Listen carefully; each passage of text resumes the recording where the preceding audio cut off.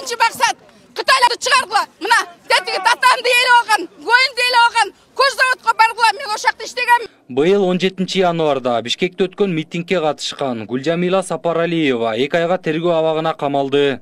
Мындай чечимди 1-май райондук соту 25 январда чыгарган.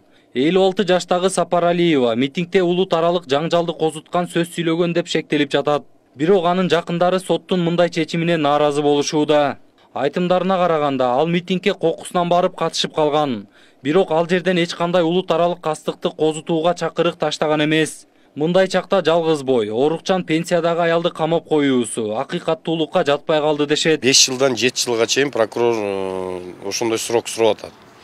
Камалсын деп. Межнациональный рознь депчи. Бирок мен анын видеосун көрдүм, баарын көрдүм. Элдин баары эле ошону кыйкырып сүйлөп аттан. Именно мен пенсионерке орукчан эжемди апарып санкция эмеге барып камап салганына мен үчүн бул Кыргызстанда бул акыйкатчылык жоктугун деп ойлойм да, калыстык жок. Мисалы үчүн ошол жерге именно эжемди апарып камап салышты да. Же аял киши колунан эчтекеге келбейт деп камап салышты, билбейм. Мен азыр адвокаттарды жалдап, колдон келген аракет жазып атам, акыйкаттык иштеп атам азыр мен. Маалыматтарга караганда, бул иш кылмыш жаза кодексинин 313 беренесинин 2 бөлүгү менен кылмыш жоруктардын бирдиктүү реестрине 17 январда катталган. Анын негизинде Гүлжамила Сапаралиева шектүү катары 23 январда кармалып, Бишкек шаардык милициясынын убактылуу кармоочу жайына киргизилген. Өзү жалгыз бой аял, өмүр бою жалгыз бой жашап келген, жалгыз баласы бар. Өзүнүн мындай пенсияга чейин жашайт, мындай бөлөк жактан киришеси эчтекеси жок, пенсиядан пенсияга жашайт. Үй бүлөлүк состояниясы ошондой эле. Эми будан кандай президентке обращение кылам, депутат, жогорку кеңештин депутаттарына обращение кылайын деп атам. Ушуну энди туура чечишип, сөз акыйкаттыкты эме туура чечип, анан ушу жөндөн жок бир эки сөз сүйлөгөн үчүн адамдын жашоосуна балта, өмүрүнө, жашоосуна балта чабылып кетеби деп эметип атам да. Мен үчүн бул абдан бир түшүмө кирбеген нерсе болуп атат да, мен үчүнчү бул. Гүлжамила Сапаралиевадан тышкары митингде кармалган 21 жарандын ар бири 3000 сомдон айып пулга жыгылышкан. 1-май райондук милициясынын башчысы айып пулду тартип бузуу жөнүндө жаңы кодекстин негизинде салган. Бирок кармалгандардын айрымдары соттун чечими жок эле милициянын айыпка жыкканына нааразы болушуп келет. Бул январдан баштап күчүнө кирген кодекстердеги тартип сакчыларынын укуктары менен милдеттерине байланышкан маселени козгоп койду. Макул эмес дегендибиз кадамы бүгүнкү күнү биз ошол эле Первомайский сотко арыз жүзүндө биздин айыбыбызды биринчиден далилдесин.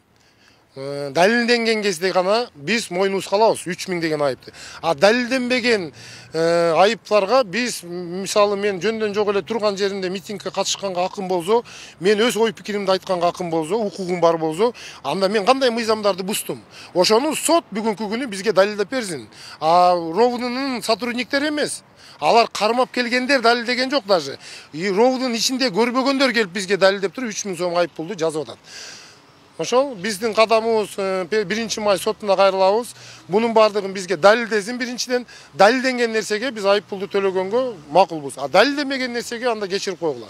Мыйзам боюнча митингди өткөрүү убактысы чектелбейт. Ар бир жаран болуп жаткан кырдаалга байланыштуу өз ой пикирин бийликке айтууга укуктуу. Бирок 17-синде өткөн митингде бул жоболор сакталган эмес. Укук коргоо органдары боло турган нааразычылык акцияга даярданып жаткан адамдарды кармап кетишкен. Буга себеп катары алар 12 январ күнү Достук мейманканасында 17-синде өтө турган тынчтык митингине даярдык көрүү үчүн чогулганын айтышууда. Ал жерде эч кандай бийликти басып алуу сыяктуу сөздөр болгон эмес. Тескерисинче мэрияга тиешелүү тармактарга коопсуздук маселесин карап берүү үчүн кат жолдонгон дешет. 12-синде катышканмын жана тегерек үстөлгө. Ошол тегерек үстөлдөн катуу сөздөр айтылды. Бирок ал жерде бир талап койгонбуз. Ошол ГКМБ, ошол жанагы МВД, бийликтер чогуу совместно, чогулуп туруп бир жакшы митинг өткөрөлү. Элдин көйгөйүн уккула деп, тынчтык митинг. Анан макул дегендей болуп эле кетишкен. Анан түн бою алар иштеп чыгышкан экен.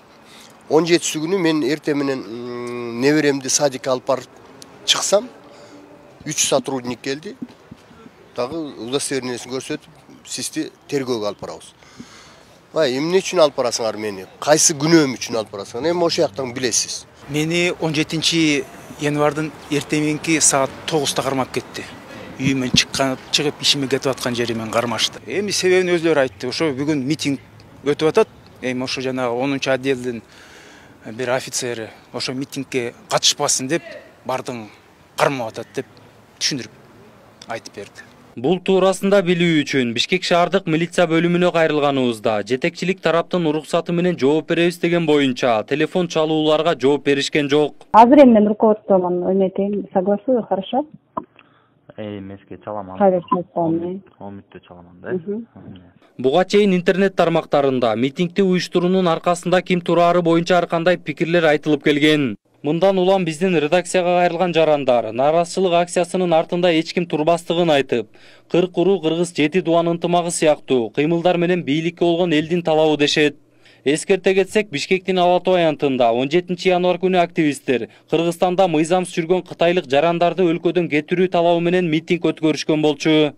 Жолдар Бузумов, Канимет Биримкулов, Next TV күндүн темасы үчүн.